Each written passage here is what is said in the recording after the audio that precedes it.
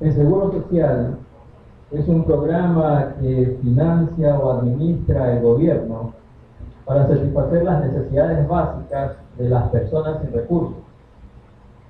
Por lo general, este programa suele estar dirigido a los siguientes grupos de personas: los que viven en condiciones de pobreza, los discapacitados, familias numerosas, ancianos, etc. La seguridad social en realidad nace como producto de los procesos de industrialización que se dieron a comienzos del siglo XX. De este proceso de industrialización nacieron 3 leyes sociales que son las que representan hasta hoy en día lo que se conoce con el nombre de Sistema de Seguridad Social Universal. Y esas 3 leyes sociales son seguro contra enfermedad, seguro contra accidentes de trabajo, seguro contra invalidez y vejez. La seguridad social adquirió tal importancia que en el año 1948 se la definió como parte integrante de los derechos humanos. Y la seguridad social en el Ecuador comienza cuando en el año 1905 el gobierno de turno dictó varias leyes que amparaban ante cualquier enfermedad o accidente de trabajo a los trabajadores públicos, a los educadores, a los telegrafistas y a los dependientes del Poder Judicial. Fue entonces cuando se creó la Caja de Pensiones y en el año 1937 nació la Caja del Seguro Social como una entidad autónoma. Y en 1970 esta Caja Nacional del Seguro Social se transformó en el Instituto Ecuatoriano de Seguridad Social, cuyo nombre se mantiene hasta ahora, ¿no? Y esta institución también se mantiene hasta la actualidad. Y este organismo supuestamente es el encargado de brindar la seguridad social en el Ecuador. Y entre algunas de sus importantes funciones se tiene, por ejemplo, la cobertura médica a sus afiliados, por lo cual cuenta con una serie de hospitales a lo largo del país. También otorga préstamos hipotecarios y quirografarios, y también se brindan acceso a pensiones de jubilación por parte de los trabajadores. Y aquí viene lo interesante, ¿no? Según una investigación realizada en el año 2009, se formularon las siguientes hipótesis que después se corroboraron en su mayoría. La infraestructura de los edificios que tiene que ver con el Instituto Ecuatoriano de Seguridad Social, es decir, edificios que corresponden a hospitales, dispensarios, y en lo que tiene que ver con sus condiciones ambientales, son inseguros e incómodos en un 80%. La capacidad de respuesta y la oportunidad de atención que tiene el IES son ineficientes en un 60%. Los asegurados están insatisfechos en un 60% con la calidad y la calidez que es brindada a través de los distintos servicios que da esta institución. El IES tiene una cobertura de servicios ineficiente en un 70% y que además de ser ineficiente no cubre con la totalidad a todos sus asegurados. Otra hipótesis que después se comprobó mediante la investigación era que en un 50% los asegurados establecen que el IES posee procesos, es decir, los procesos o toda la logística para obtener préstamos, o para que usted pueda separar alguna cita médica, o para operarse. Todos estos procesos no tienen garantías, es decir, son faltos de garantías de credibilidad y de confianza.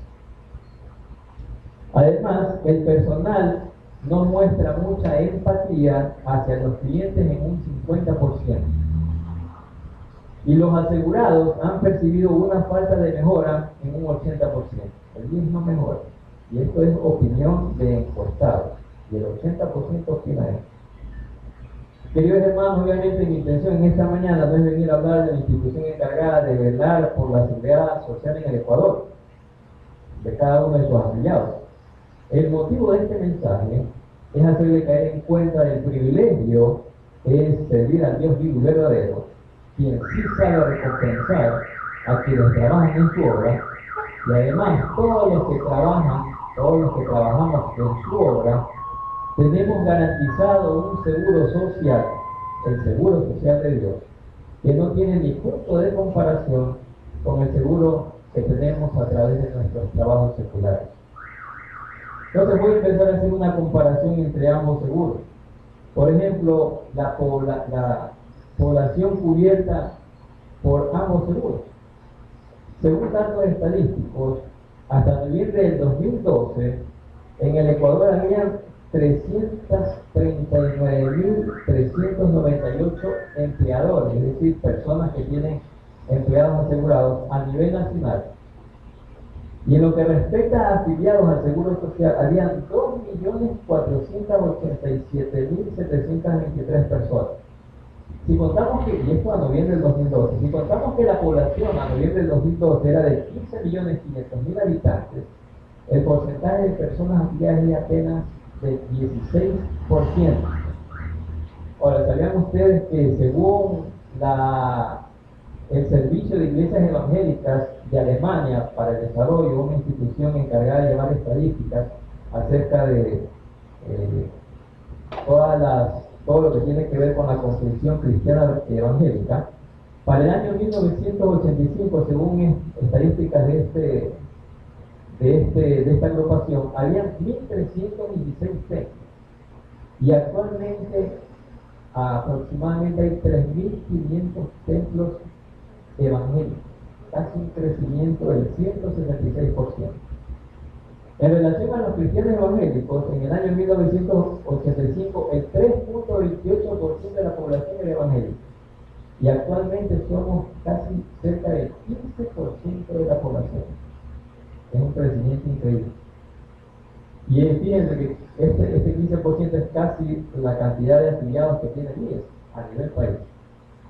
Pero a diferencia del seguro que ofrece el gobierno, en el cual no toda la población cuenta con la protección que el Estado está obligado a dar, el seguro social de Dios tiene afiliado a todos los creyentes, a todos aquel que ha aceptado a Cristo como su Señor y Salvador.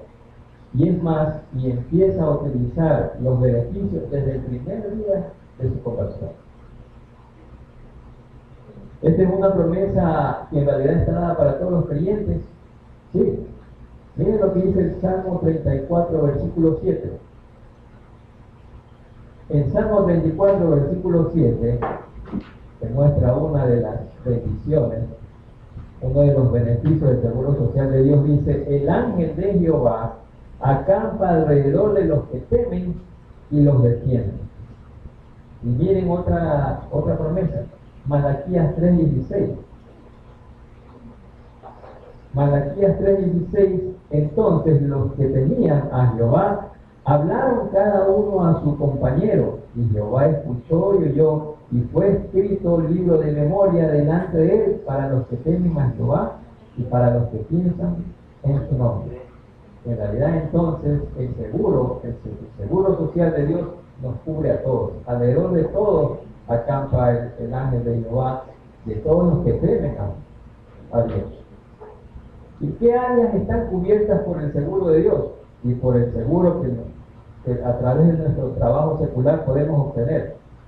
En Ecuador existe una baja cobertura con respecto a la protección social, lo que revela que obviamente esto representa grandes riesgos para la población, porque si usted no tiene una institución que lo pueda asegurar a usted, usted va a tener que correr con ciertos gastos desde el punto de vista social y económico. Por ejemplo, si usted se enferma y usted no está asegurado, el que va a tener que correr con los gastos es usted. Según el INE, solo el 25% de la población nacional tiene algún tipo de seguro, ya sea seguro de vida, seguro de accidente, y no necesariamente con el IES. Lo que quiere decir que la gran mayoría de los ecuatorianos no están asegurados, el 75%. La protección del Señor no solamente que abarca a todos sus hijos, sino que la cobertura que da el seguro social del Señor es a todo nivel. en pruebas, en tribulaciones, en enfermedad, en la vejez. Miren lo que dice el Salmo 46, versículo 1. Salmo 46, versículo 1 dice: Dios es nuestro amparo y fortaleza, nuestro pronto auxilio en las tribulaciones. Y miren otro salmo que también corrobora lo mismo. Salmo 91, los versículos del 9 al 11. Salmo 91, versículos del 9 al 11. Porque has puesto a Jehová, que es mi esperanza, al Altísimo por tu habitación. No te sobrevendrá mal ni plaga tocará tu morada, pues a sus ángeles mandará acerca de ti, que te guarden en todos tus caminos. La cobertura que da el Seguro Social de Dios es completamente amplia. Ahora, ¿qué clase de personas están cubiertas por estos dos seguros de los que estamos haciéndonos referencia? Una de las características del Seguro Social en el Ecuador es que la protección que se brinda, la protección corresponde simplemente a los estratos de mayores ingresos. Parece mentira. Mientras que en Ecuador, del 20% de la gente más pobre, solamente 9 están afiliados. Es decir, de cada 20 personas pobres, solamente 9 están afiliadas. En cambio, de 100 personas que tienen los mayores ingresos, el 37% está afiliado. Las personas pobres no pueden gozar del seguro. En el caso del seguro de Dios, Dios no hace excepción de personas. ¿Sí? Todo creyente está cubierto por el seguro de Dios. Todo hijo de Dios está cubierto por el seguro. Efesios capítulo 6, versículo 9. Efesios 6, 9. Y vosotros, amos, haced con ellos lo mismo, dejando las amenazas, sabiendo que el Señor de ellos y vuestro está en los cielos, y que para Él no hay acepción de personas.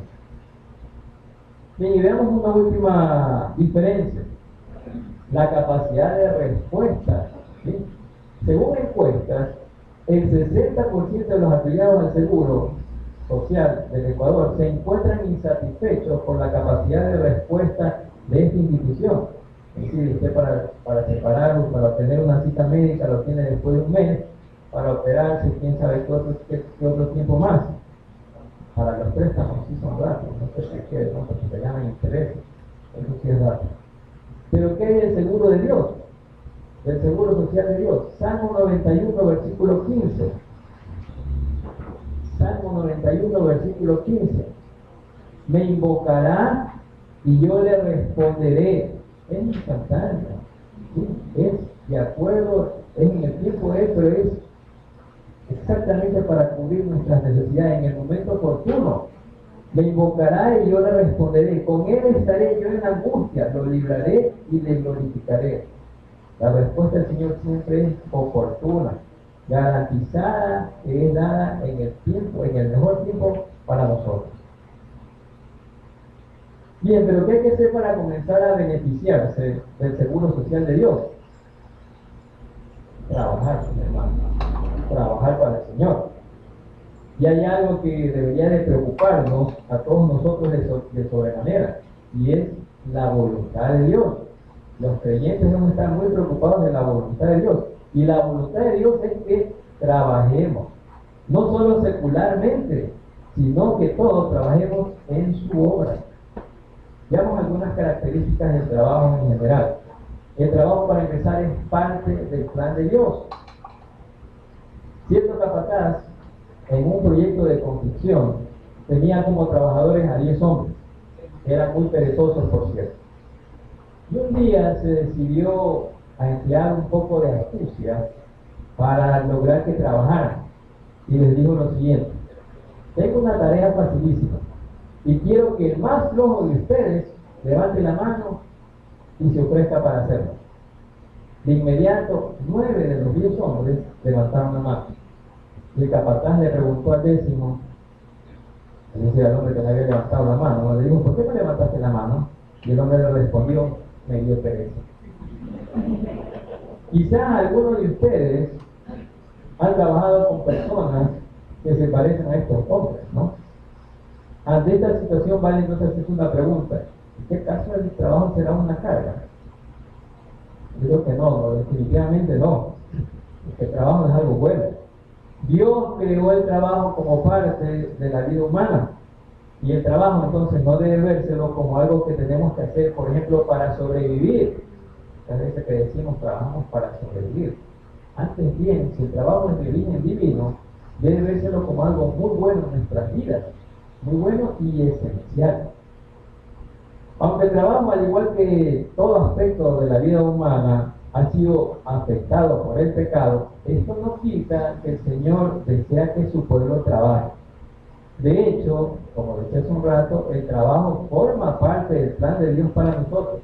Génesis capítulo 2, versículo 15. Génesis 2:15 dice: tomó pues Jehová Dios al hombre y lo puso en el huerto del Edén para que lo labrara y lo guardase. Desde el principio ya teníamos tarea. Y cuando trabajamos bien y en todo momento, estamos imitando a Dios. Juan capítulo 5, versículo 17. Juan 5, 17. Y Jesús les respondió: mi Padre hasta ahora trabaja y yo trabajo.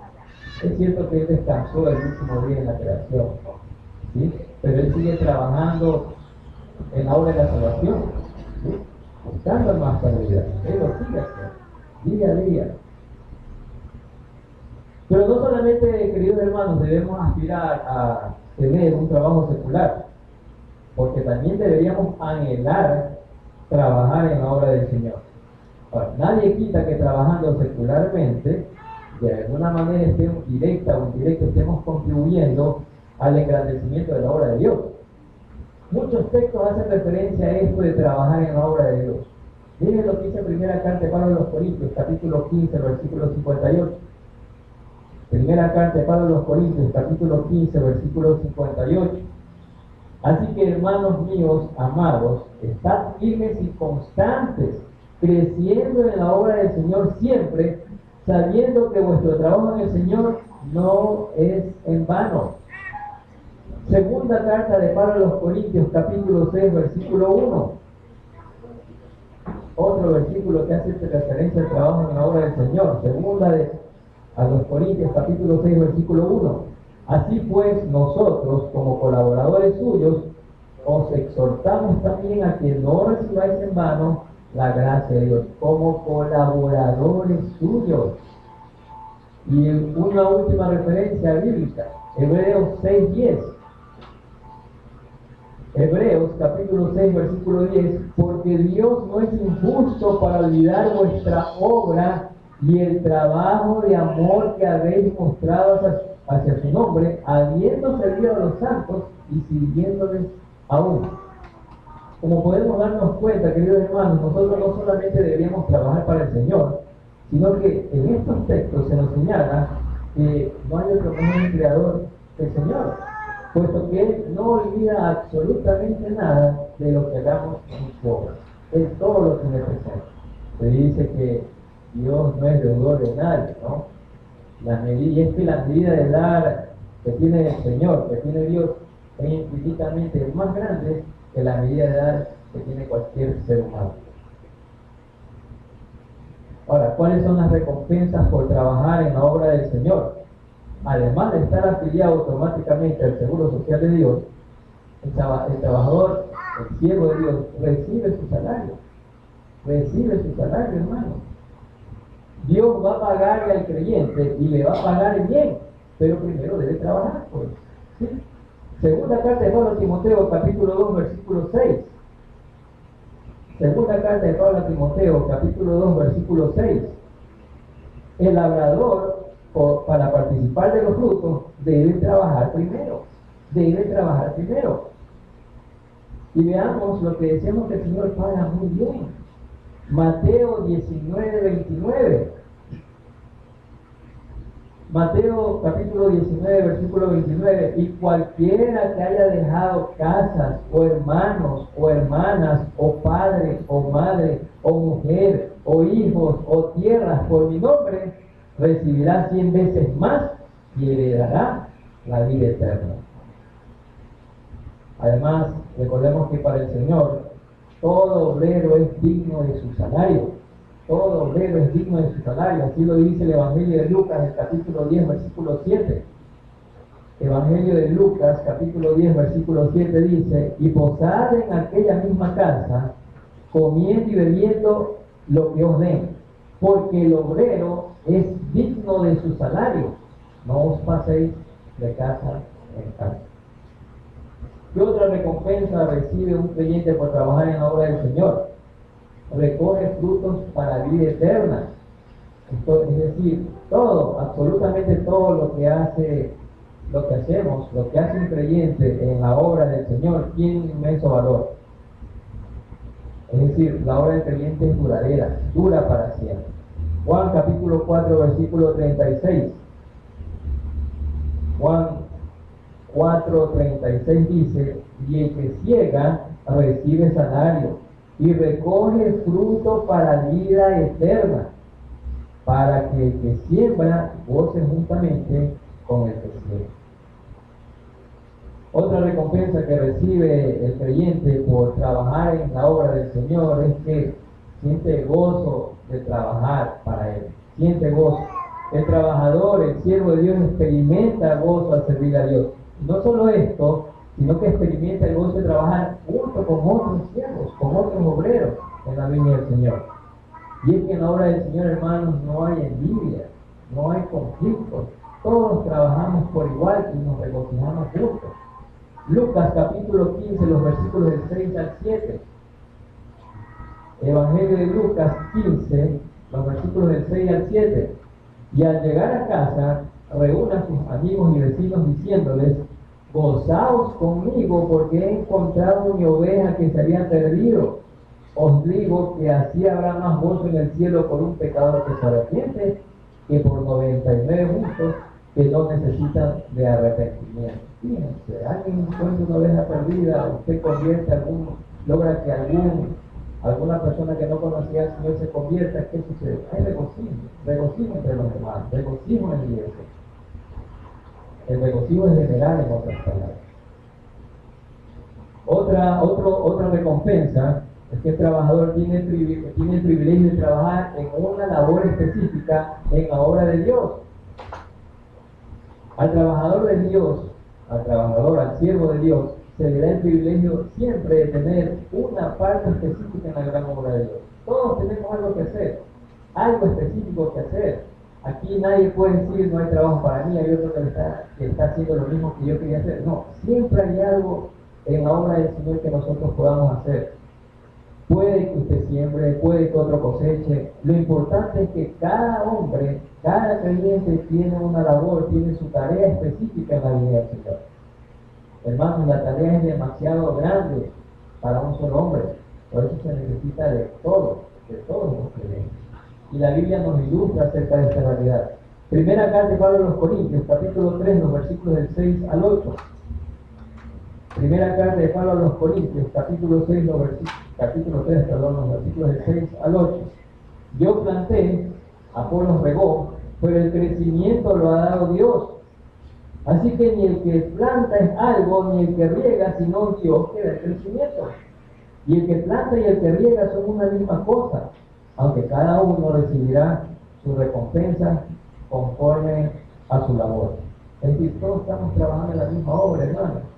Todos debemos trabajar más bien en perfecta armonía. Ahora, como lo dice Pablo, cada uno recibirá según su propia obra, ¿no? Cada uno recibirá su propia recompensa. Y otra recompensa que nosotros podemos mencionar por el hecho de trabajar en la obra del Señor es qué mayor privilegio que al momento de trabajar somos elegidos por Dios mismo. El trabajador, el siervo de Dios, tiene el privilegio de ser elegido y enviado por el mismo Hijo de Dios, Cristo. Juan capítulo 15, versículo 16. Juan 15, 16 dice: no me elegisteis vosotros a mí, sino que yo os elegí a vosotros, y os he puesto para que vayáis y llevéis fruto, y vuestro fruto permanezca, para que todo lo que pidierais al Padre en mi nombre, Él os lo dé. Sin embargo, cuánto esfuerzo gastamos por conseguir un trabajo secularmente, ¿no? No importa el que tengamos, ahí nos metemos a trabajar. Y en cambio, cuando ya estamos en la obra del Señor, teniendo un tremendo empleador como es nuestro Padre Celestial, ni hacemos así para trabajar en la obra. ¿Cómo debe ser nuestro servicio a Dios? En primer lugar, debemos servir con alegría. Salmo 100, versículo 2. Salmo 100, versículo 2. Servid a Jehová con alegría, venid ante su presencia con regocijo. Es decir, debemos sentirnos privilegiados de trabajar para el Rey de Reyes, para el Señor de Señores, para el único Dios vivo y verdadero. No lo debemos hacer este trabajo que le demos al Señor, que le brindemos al Señor, no lo debemos hacer por compromiso, esperando de pronto algún tipo de recompensa, esperando recibir algo.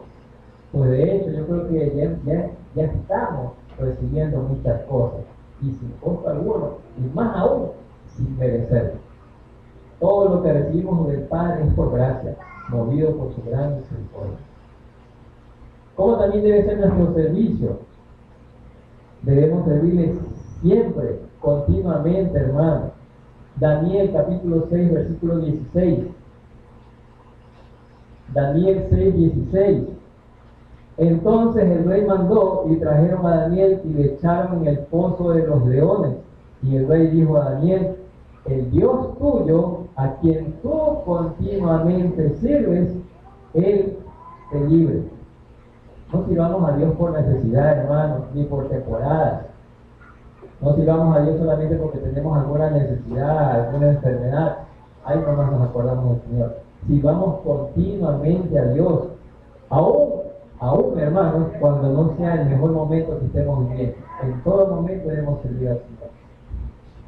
Alguien dijo alguna vez, cuando se le preguntó si trabajaba para el Señor, dijo: siempre me gusta dar el 100% en mi trabajo al Señor. El día lunes doy el 10%, el martes el 20%, el miércoles el 40%, el jueves el 25% y el viernes el 100%. Ahí está sumado el 100%. Y esta no debe ser nuestra filosofía, hermano, de trabajar para Dios. Nosotros debemos trabajar constantemente, siempre, el 100%. El trabajo también debe ser parte de nuestro testimonio, hermano. Primera carta de Pablo a los Tesalonicenses 4, del 10 al 12. Primera carta de Pablo a los Tesalonicenses, capítulo 4, los versículos del 10 al 12. Y también lo hacéis así con todos los hermanos que están por toda Macedonia. Pero os rogamos, hermanos, que abundéis en ello más y más, y que procuréis tener tranquilidad y ocuparos en vuestros negocios, y trabajar con vuestras manos de la manera que os he mandado, a fin de que os conduzcáis honradamente para con los de afuera y no tengáis necesidad de nada. Es decir, el trabajo, como es parte de nuestro testimonio, más bien debemos dar un buen ejemplo a través de él. Y finalmente, ¿cómo debe ser nuestro servicio? Debemos de servirle a Dios, porque de seguro un día nosotros recibiremos recompensa. Es decir, debemos servir sabiendo que algún día tendremos recompensa. Job, capítulo 36, versículo 11. Job 36, 11. Si oyeren y les sirvieren, acabarán sus días en bienestar y sus años en dicha.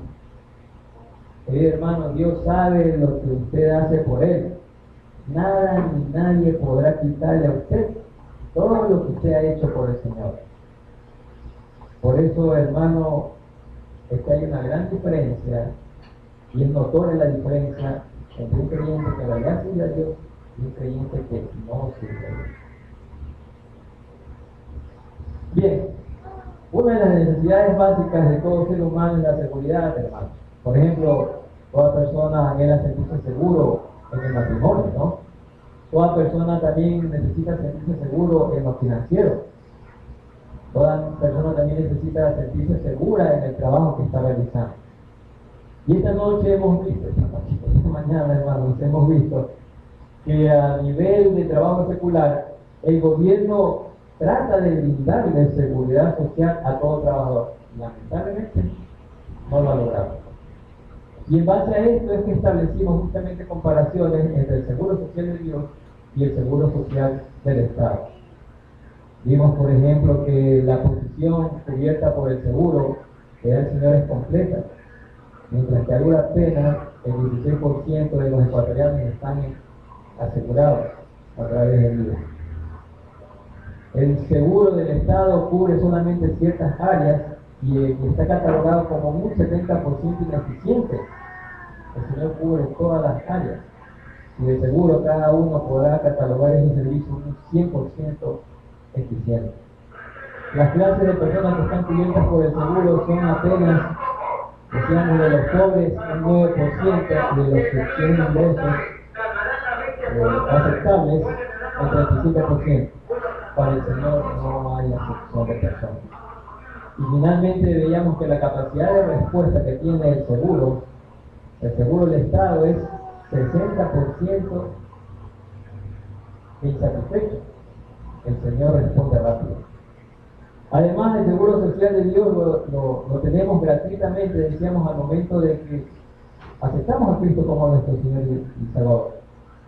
Y es por esa razón que hablamos de lo que significa trabajar en la obra de Dios, porque se supone, hermano, que cuando aceptamos a Cristo como nuestro Señor y Salvador, una de las cosas a las que nos comprometemos a trabajar por Él. O sea, ni siquiera está decir lo que una de las cosas que podría hacer es trabajar, no. En el momento que aceptamos a Cristo como nuestro Señor y Salvador, debemos trabajar por Él. Por eso veíamos cuáles eran las recompensas por trabajar en su obra. Recibimos nuestro salario y bien pagado. Recogemos frutos para la vida eterna. Además, produce gozo trabajar para el Señor. Muy aparte del privilegio de tener que trabajar para Él en la obra en su obra. Además de que el otro gran privilegio que tenemos es que somos escogidos por nuestro mismo Señor. Y también dábamos algunas definiciones de cómo debe ser nuestro servicio a Dios.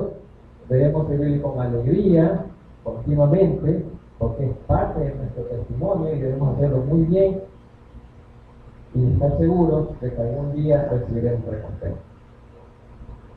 Queridos hermanos, estamos en días en que soplan vientos de guerra, y no de cualquier escaramuza que estamos hablando, sino de una guerra nuclear. Corea del Norte, Corea del Sur, los americanos.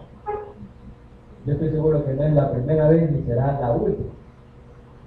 Durante la Guerra Fría, ese periodo de malestar que hubo entre las dos potencias a mediados del siglo XX, que eran Estados Unidos y Rusia, Estados Unidos siempre vivió bajo una amenaza nuclear.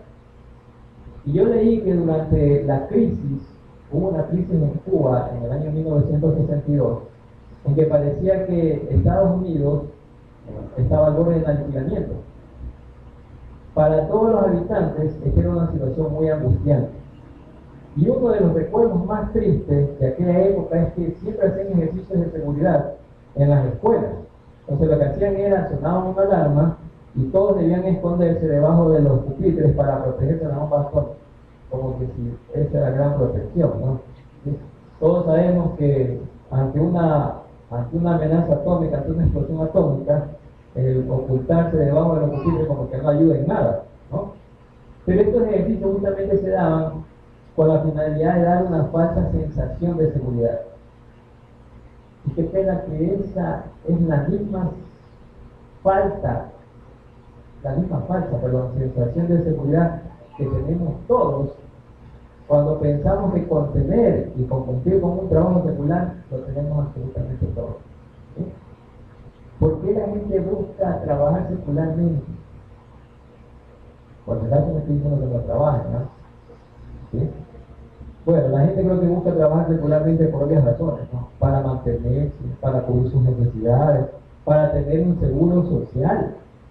¿Sí? ¿Por qué la gente se desespera tanto por tener un seguro social? De seguro por los beneficios que obtiene, ¿no? ¿Sí?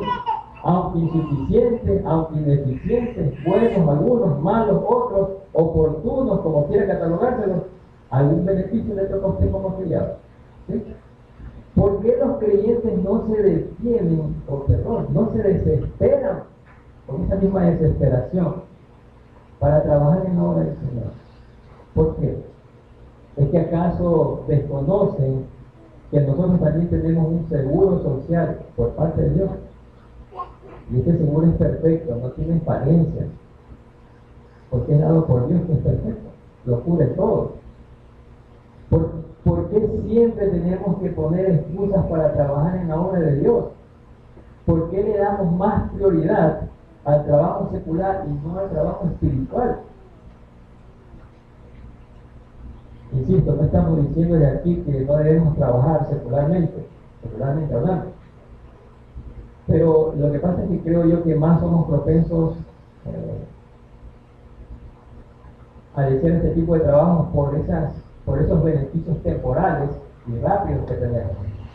Somos propensos a cumplir más bien con las exigencias de nuestros jefes que tenemos aquí en nuestros trabajos, y preferimos dejar a un lado las exigencias o los mandatos o los mandamientos de nuestro Padre Celestial.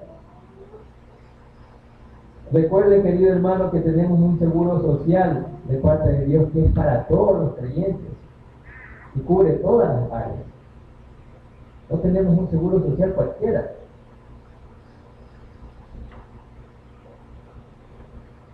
La seguridad, queridos hermanos, no está en la ausencia de peligro. La seguridad está en la presencia de Dios. Y esto debe quedarnos muy claro. Les invito entonces esta mañana, queridos hermanos, a trabajar juntos, para el engrandecimiento de la obra del Señor. Porque solo así estaremos recibiendo todos los beneficios de trabajar en su obra, y estaremos recibiendo sobre todo, si tanto deseamos un seguro social, la cobertura del seguro social de Dios, que es para todos los afiliados, cubre todas las áreas y está 100% catalogado como que es el mejor, porque viene de nuestro Padre Celestial, que con su gran amor, por su inmensa e infinita gracia y por su gran misericordia, nos quiere favorecer siempre y sobre todo cada vez que trabajamos en su obra. Amén.